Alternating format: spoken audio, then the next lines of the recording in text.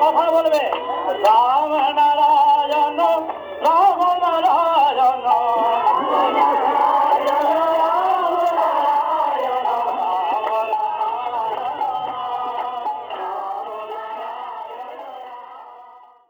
রাম নারায়ণ রাম। ঠাকুর শ্রী শ্রী বালক ব্রহ্মচারী মহারাজ তার ধর্মনীতি, সমাজনীতি লেখনীর মাধ্যমে সর্বসাধারণের মধ্যে ফুটিয়ে তোলার জন্য প্রকাশ করলেন করাচাবুক নামে এক পাক্ষিক পত্রিকা, যার মাধ্যমে আপামর জনসাধারণের মধ্যে এক আলোড়নের সৃষ্টি হয়, যার প্রভাব তৎকালীন রাজনৈতিক ক্ষেত্রেও দেখা যায়। 1965 সাল থেকে 1993 সাল অবধি প্রকাশিত সমস্ত পত্রিকার একটি শ্রবণ সংস্করণ অর্থাৎ অডিও ভার্সন বিভিন্ন পর্বে বর্তমান ও প্রবীণ প্রজন্মের কাছে উপস্থাপিত করার এক ক্ষুদ্র প্রয়াস। রাম নারায়ণ রাম। রাম নারায়ণ রাম ঠাকুর শ্রী শ্রী বালক ব্রহ্মচারী মহারাজের শ্রীচরণে অনন্ত কোটি প্রণাম জানিয়ে শুরু করছি আজকের করাচাবুক পাঠ। বিষয় রক্ষকই ভক্ষক। ঠাকুর বলছেন, এ ভাবটা পশুদের মধ্যেই কিছুটা দেখা যায়। বেড়াল বা কুকুরকে তার গর্ভজাত সন্তানকে ভক্ষণ করতে দেখা গেছে। অন্যান্য প্রাণীর মধ্যেও এর দৃষ্টান্ত অনেক আছে। আরও এরকম আছে যাদের গা চুলকোতে চুলকোতে যদি রক্ত বের হয় আর সে রক্তের স্বাদ যদি জিহ্বা পায় তবে সে অঙ্গকেই খেতে শুরু করে দেয়। এদিকে ব্যথায় অস্থির কিন্তু মাংসের লোভও ত্যাগ করতে পারছে না। শেষবেলায় অঙ্গহীন, আজ যেমন ভারতের অঙ্গহানি ঘটেছে, এর জন্য আমরা নিজেরাই দায়ী। এই অঙ্গহানির মধ্যে পুরোপুরি হিংস্র স্বভাবের পরিচয় প্রকাশ পেয়েছে। নিজের মাংসকে নিজে খেয়ে কত বড় ক্ষতি করেছে, যার ফল এখনও আমরা ভোগ করছি। হিংস্রতা ও লালসা সম্পন্ন প্রাণীদের সংগঠন অতি ক্ষতিকারক ও ভয়ঙ্কর। এই হিংস্র জাতি বনে থাকে, এ কথাই পড়ে ও শুনে এসেছি। আজ দেখছি সে পড়া ভুল, সেই শোনা মিথ্যা।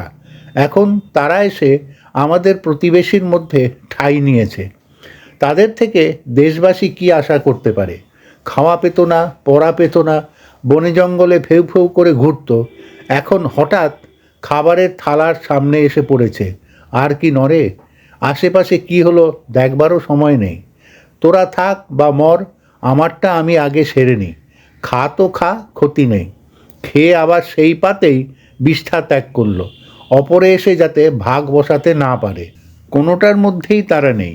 যাদের কাজ শাসন ও শৃঙ্খলা রক্ষা করা, তারা বসে গেছে পানের দোকান, বিড়ির দোকান নিয়ে। তাদের থেকে আমরা কি আশা করতে পারি? জনগণকে স্বতঃস্ফূর্ত সুযোগ দেওয়াই হলো শাসন ও রক্ষাকর্তাদের কর্তব্য। তারা তাদের বঞ্চিত করে নিয়ে এলো নিজেদের হাতে। কি জানি তারা যদি দুটো মুঠো খেতে পায়, সেটা আমাদের মুখেই এসে পড়ুক। মুখের গর্তে ঢালতে ঢালতে গর্ত ভরা এখনও শেষ হয়নি। জনগণ যেটার মধ্যে হাত দেয় সেটাই দেখে তাদের হাতে নেই। এক মুঠো খাবে, সেই গ্রাসে পর্যন্ত হাত পড়েছে। বাচ্চা দুধ খাবে, সেই স্তনেই মনে হয় ট্যাক্স দিতে হবে। প্রকারান্তরে দিতেও হচ্ছে। বাচ্চা স্তন্য পান করতে যাবে, সেখানেও মনে হয় আর কদিন পরে ট্যাক্স বসানো হবে। এরা চায় কি? কেউ যাতে শিক্ষায় দীক্ষায় কোনো দিকে না দাঁড়াতে পারে তাই চায়। সবাইকে পঙ্গু করে রাখতে চায়। আরও চায় সবাই বর্বর বনুক, যেটা হিংস্রতার আরেকটা রূপ। তবেই তাদের সুবিধা হয়। দেশে কোটি কোটি লোক রয়েছে, কোন জায়গায় না আছে অসুবিধা? হাসপাতালে যাও, সিট 100, প্রার্থী 1000। কর্মখালি নেবে 50 জন, প্রার্থী 50,000। স্কুলে নেবে 150, দরখাস্ত 1,500। সর্বত্রই এরকম অসুবিধার মধ্যে দিয়ে আমরা দিন যাপন করছি। এরাই রক্ষা করছে এরাই শাসন করছে, এরাই আবার সব কিছু আত্মসাৎ করছে। নিজেদের এই গ্রাস করার চিন্তায় জাতির সর্বনাশ করতেও একটু দ্বিধা করছে না। তাদের কান্না, আমার শখের পাঁঠাটি হারিয়ে গেছে। দুঃখ দেখে মনে হয় অত্যন্ত শোকাতুর। তাদেরই গর্ভজাত সন্তান যেন হারিয়ে গেছে। পরে দেখা গেল মশল্লা পেশা হয়ে গেছে। দাটা আনতে গিয়েছিল মাত্র, এসে দেখে নাই। কান্না দেখে হঠাৎ বোঝা যাচ্ছিল না দেশের জন্য তাদের কান্না ও চিৎকারও তদনুরূপ। মনে হয় দেশের জন্য যেন তারা নিজেকে উৎসর্গ করেছে, আদতে শিকার খুঁজছে। এই চিৎকার ও মায়া কান্নার সুযোগে জাতিকে বিভ্রান্ত করে তারা জাতির মৃত্যু ফাঁদ তৈরি করছে। এটা হিংস্র বৃত্তিরই একটা বিচিত্র পরিচয় ও প্রকাশ। পোষা হাতি অনেক জংলি হাতিকে সুর বুলিয়ে আদর করে ফাঁদে নিয়ে আসে। এইভাবে বহু স্বাধীন ও মুক্ত হাতিকে ফাঁদে এনে ফেলে। আমাদের স্বাধীন, সুন্দর ও বলিষ্ঠ মনকে দানবের মায়া কান্নায় ভুলিয়ে ফাঁদে ফেলে পিষে মারছে। আমরা মুখ তুলে দাঁড়াতে পারছি না। এদেশেই অনাহারে ফুটপাতে বহু লোক মরে গেছে, তবু পাশে খাবারের দোকানে গিয়ে হামলা করেনি। অতি বড় সৎ ও সাধু মনোবৃত্তি সম্পন্ন ছিল বলেই তারা হামলা না করে ফুটপাতের মৃত্যুকে স্বেচ্ছায় বরণ করেছে। আর ওই হিংস্ররা সুযোগ নিল সেই সৎ সাধু মনের। এই মনের সুযোগই একদিন নিয়েছিল ব্রিটিশরা এবং 200 বছর অবাধে রাজত্ব করে গেছে। কারণ আমাদের সেন্টিমেন্ট অর্থাৎ ভাব প্রবণতা তারা ভালোভাবেই বুঝেছিল। এখন যারা শাসনকর্তা তারাও এই সেন্টিমেন্টের সুযোগ নিয়ে আমাদের উপর অত্যাচারের রোলার চালিয়ে পিষে মারবার চেষ্টা করছে। শাসন যারা করছে, পালন যারা করছে, তারাই যদি সব জায়গায় ভাগ বসিয়ে যায় তবে আর থাকবে কি? সেই রাজত্বে বাস করা আর বাঘের খোয়ারে বাস করা একই কথা। নিয়ম মতো সেই রাজত্ব ত্যাগ করা অবশ্যই উচিত, তবু উপায় নেই। ইচ্ছাই হোক আর অনিচ্ছাই হোক, রেশনের থলি নিয়ে যেমন দৌড়তে হয় তেমনি সবটাই মেনে নিতে হচ্ছে।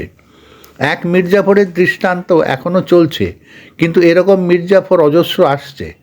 জাতির শিক্ষা, দীক্ষা ও মুখের গ্রাস কেড়ে নেওয়াটা কি তার চেয়ে কম? জাতির পতনের মূলেই এরা। তিলে তিলে জাতিকে ও দেশকে সর্বনাশের মুখে ঠেলে দিচ্ছে। মির্জাফর সবটা একেবারেই তুলে দিয়েছিল, আর এরা তিলে তিলে মারছে। এদের কোনো ক্ষমা নেই। এদের দেশদ্রোহী বললে দেশদ্রোহীকেই অপমান করা হয়। এরা তার চেয়েও অধম। এরা দেশ কলঙ্ক, নরকলঙ্ক, এরা কসাই। অপরাধ যে করে সে তো অপরাধী, আর অপরাধ যে সহ্য করে সেও কম নয়। এই অপরাধীদের সহ্য করে আমরাও অপরাধী হয়ে পড়েছি। নিজেরা তো মরতে চলেইছি, আর যারা মরছে আমাদের সম্মুখে সেই মৃত্যুর, সেই অন্যায়ের প্রতিকারের জন্য আমরা তো কিছু করছি না। তাদের দুর্ব্যবহার ও অন্যায় আচরণের ফলে আমাদেরই দুর্গতি, কিন্তু এর হাত থেকে রেহাই পাওয়ার জন্য তো কিছু করছি না। এটা তো সবচেয়ে বেশি অপরাধ। প্রকৃতি প্রদত্ত রক্ষাযন্ত্র যখন আছে, তার সদ্ব্যবহার করাই প্রকৃতির নির্দেশ। সেই আদেশ আমরা পালন করছি কোথায়? আমরা আক্রমণ করতে যাচ্ছি না, কিন্তু আক্রমণকারীকে দমন করতে কোনো বাধা নেই। তবে কেন আমরা সেই কর্তব্য থেকে বিরত রয়েছি? জগতের দল যখন সকল জাতির মধ্যেই আছে, আমাদের বেলায় আক্রমণকারীর হাত থেকে রক্ষা ও প্রতিকারের জন্য সংগঠন করায় বাধা আসবে কেন? আর আসলেও তাকে মানব কেন? আমাদের সংগঠনের বাধাগুলো কোথায়? প্রলোভন ও ব্যক্তিগত স্বার্থই এই গঠনের পক্ষে অন্তরায়। অঙ্গের যে অংশ দূষিত হওয়ার সম্ভাবনা তাকে বর্জন করাই শ্রেয়। সংগঠনের সেই দূষিত অংশগুলিকে বাদ দিয়ে দেওয়াই বিধি। আর দূষিত আবহাওয়ায় আমরা আক্রান্ত না হই তার প্রতিবিধান করা দরকার। উপযুক্ততা ও বিশেষত্ব আসনে নিয়োগ করা হবে। সেটারই দেখছি এখানে বড় অভাব। মানুষের অভাব, অভিযোগ ও খাওয়া পড়ার সুযোগ নিয়ে যারা কাজ হাসিল করে তাদের মতো খুনি আর কেউ নয়। সেই খুনিদের এখন কি করা উচিত? কোটি কোটি দেশবাসীর হাতেই সে বিচারের ভার রইল।